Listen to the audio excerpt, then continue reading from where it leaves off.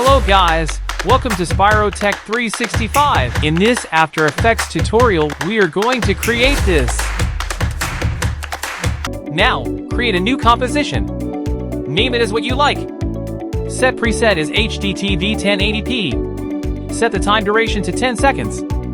Follow the steps with me till the end of this video. Change the parameters of effects and presets like I do. I hope we will do something amazing at the end.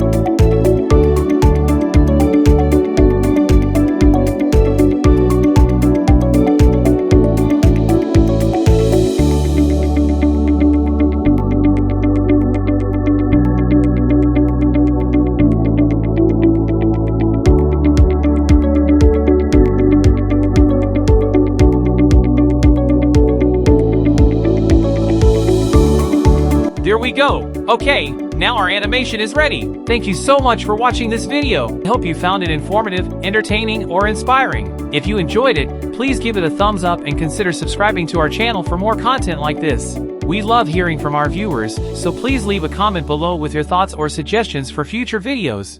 And don't forget to share this video with your friends and family if you think they would enjoy it too. Thanks again for your support, and we'll see you in the next video.